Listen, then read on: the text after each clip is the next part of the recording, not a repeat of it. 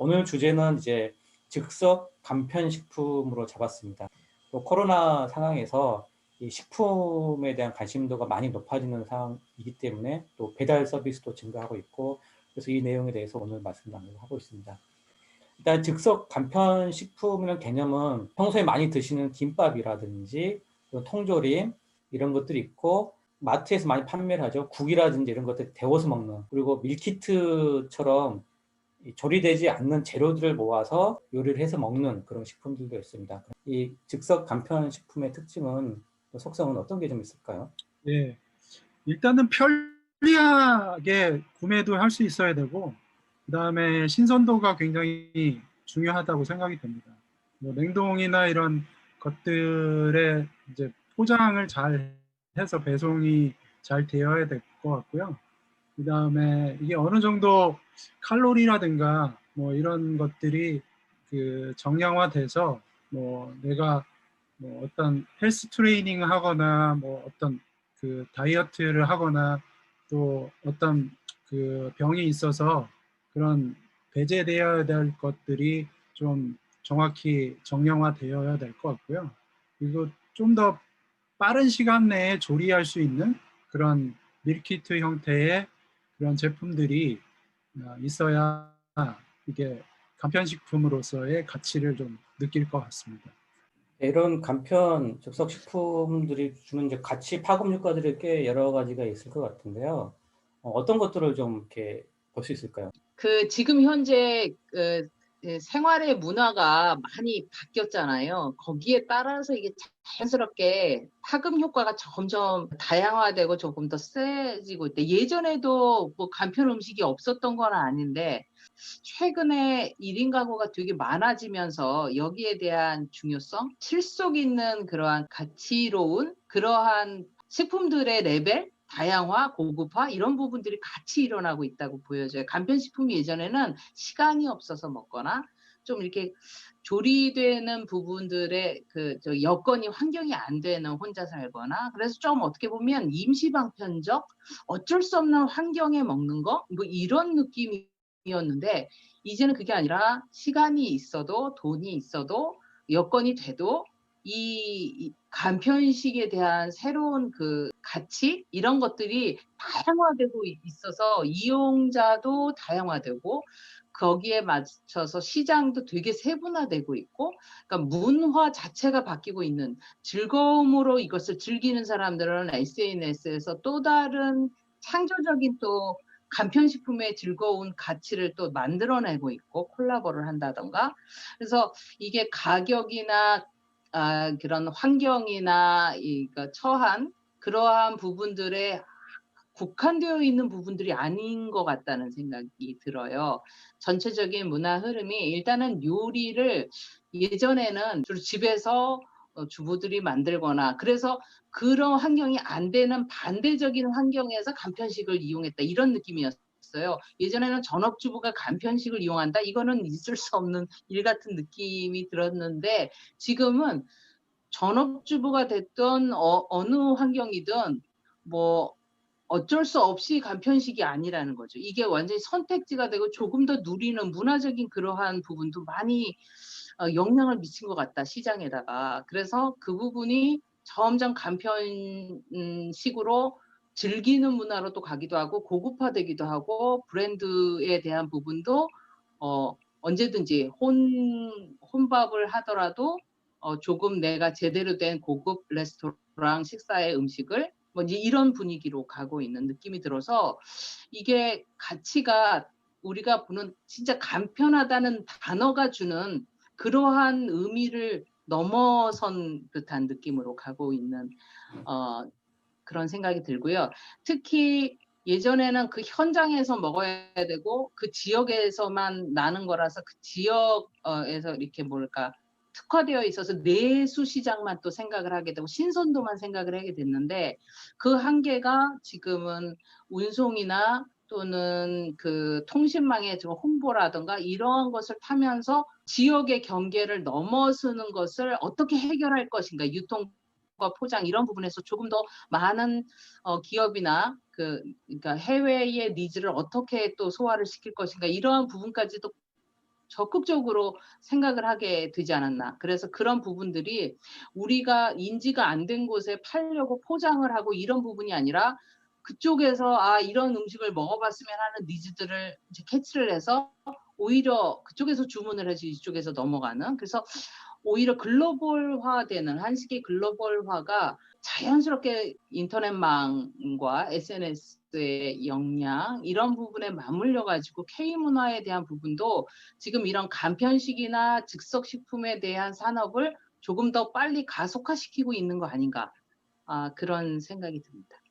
예전에는 그냥 음식 구운의 중심으로 이것을 어떻게 간편하게 포장하고 만들어서 제공하느냐였다면 지금은 타겟의 맞춤형으로 세분화되고 가격도 굉장히 같은 종류도 굉장히 많이 세분화되고 특히 오프라인에 있는 식당에 그런 그 음식점 그런 음식들이 직접 집으로 가공돼서 들어올 수 있도록 그래서 호텔이든 고품격의 그러한 음식들이 간편식으로 돼서 곧바로 배달되는 그러한 식의 고객들 이러한 다양화가 좀 생긴 것 같고요.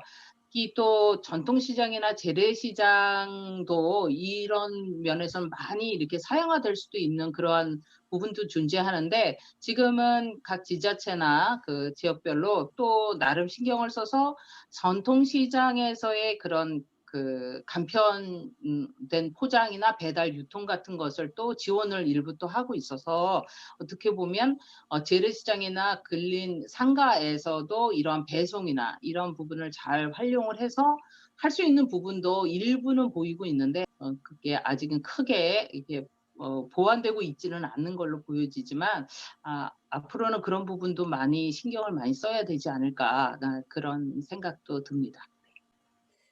이 이제 간편식품이 집에서 맛있는 음식을 간단한 조리를 통해서 먹을 수 있다는 장점도 있는데 결국은 그 음식을 배달을 하려면 포장을 해야 되는 부분이 큰 문제인 것 같기도 하고 새로운 사업 기회도 거기도 있지 않나 싶긴 한데요. 이 포장 관련돼서 좀 어떤 부분이 좀 있을지 더 말씀 좀 부탁드리겠습니다.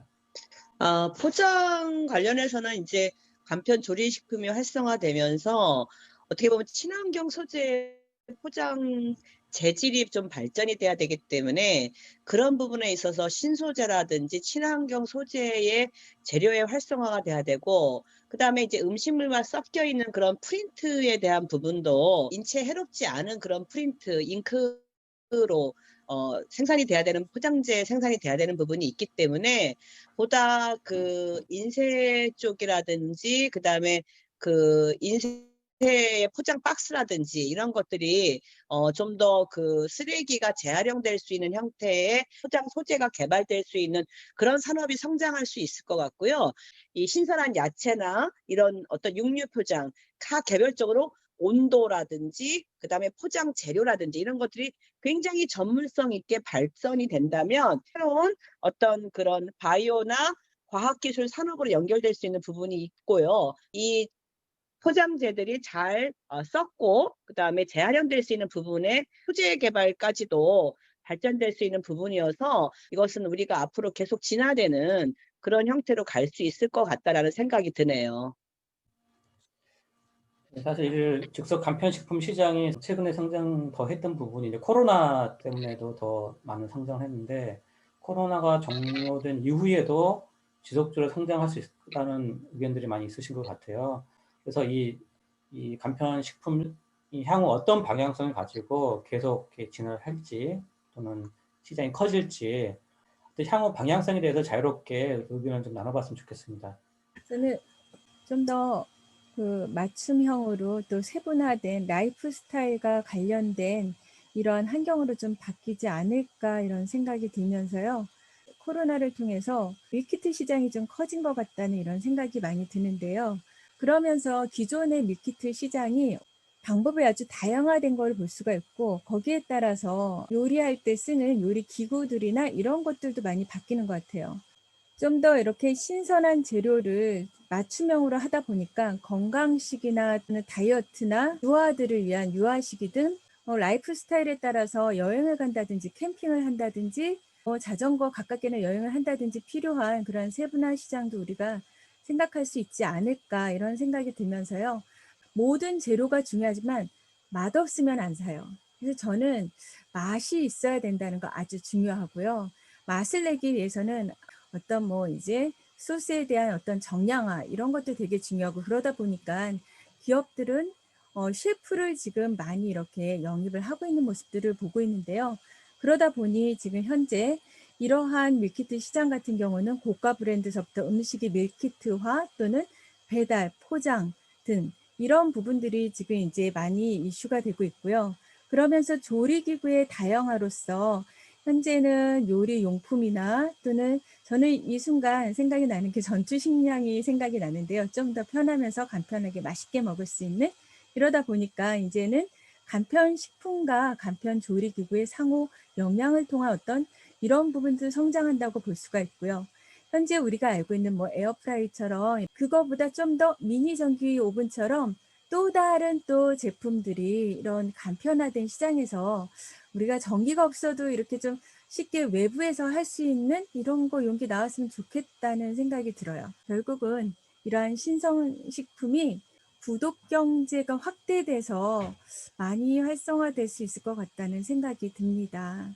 그 많은 식자재들이 이제 그 식탁에 오기 위해서 어떤 그 농사 지어야 되고 그거를 가지고 와서 조리하고 포장하고 나가기까지 유통, 제조 많은 것들이 관계돼 있는데 최종은 이것들이 어떤 시장의 어떤 가치성을 가지려고 그러면 이거 어떤 판매나 수익이 따라가야 되는데요. 스마트팜에서 나와서 6차 산업과 연계돼서 이제 지역 어떤 특산물이 나왔을 때 이게 어떤 그 전체적인 네트워크를 통해서 식품 정보나 그 조리의 QR 코드를 찍었을 때 지금은 거의 유통 채널, 유통 코드에 맞춰서 나와 있거든요.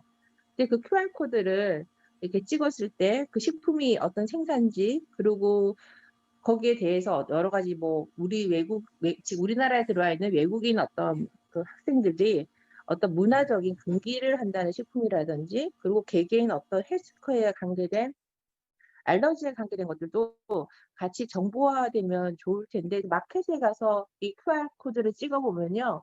주로 그 상품 정보나 사용할 수 있는 그 마켓 주소로 연결이 돼요. 그러니까 어떤 정보성보다 유통의 관계가 많이 되어 있는데 이 6차 산업이 좀 더 발전을 하려면 클라우드의 어떤 그 기능성이 좀 더 부합해야 되지 않나? 일단 생활 속에서 느끼는 부분은 좀 그런 게 있습니다.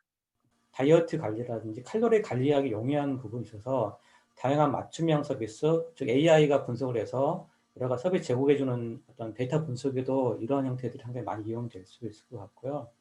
특히나 이쪽 산업이 로봇과 많이 연결될 수 있을 것 같아요.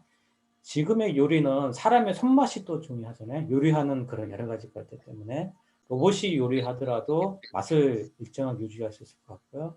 그리고 이 자율주행차 시장이 조만간 열릴 것 같은데 이 간편식품을 배달을 하고 그 배달 받은 쪽에서 즉석에서 요리해서 먹을 수 있기 때문에 이런 자율주행 로봇을 활용한 배달 서비스와도 상당히 이 산업적으로 밀접하게 연계되면서 성장해 갈 수 있을 거라는 생각이 좀 듭니다. 근데 이제 제가 지금 말씀드리고 싶은 이슈는 예를 들면 그동안에는 굉장히 손맛이 중요했고 또 어떤 뭐 지속 가능성이라든가 이런 것들이 중요했었는데 이 코로나 때문에 손맛이 들어가면 되게 비위생적이라는 이미지가 생기게 되고 또 지속 가능성을 중요하게 생각했는데 이렇게 간편식이 발달하면서 온갖 플라스틱 쓰레기나 각종 비닐 쓰레기를 양산하게 된 거예요. 우리가 그동안 추구해 왔던 거에서 그 가치가 아무튼 부합하지 않는 그런 방향이 있어서 그래서 이제 그 기업들도 되게 고민이 많아요. 이것을 과연 막 손맛을 강조한다고 하는 것이 맞는지 아니면 이렇게 지속 가능성 이야기하면서 계속 일회용 쓰레기만을 만들어 가고 그래서 이제 그런 거에 대한 고민을 우리가 앞으로 어떻게 해결해 나갈 것인가 이런 이슈가 하나 있고요. 그다음에 이제 또 하나는 간편식 같은 것들을 특히나 이제 주부들은 한 2번, 3번 먹으면은 주부뿐만이 아니라 우리 가족들 다 금방 질려요. 2-3번 먹으면 질려서 다시 먹지 않게 돼요. 그러면은 이거를 어떻게 소비자들이 계속 사게 할 것인가. 그래서 이제 메뉴를 계속 다양하게 바꾸고 이거를 맞춤형으로 뭔가 자기가 골라서 구입을 할 수 있게 한다거나 아니면은 뭐 설렁탕 국물이나 곰탕 국물을 사도 이거를 자기가 집에서 뭔가 플러스 알파를 해서 새롭게 업그레이드를 한다거나 그래서 그렇게 조금 바꿀 수 있는 질리지 않게 하는 게 굉장히 중요한 이슈인 것 같습니다.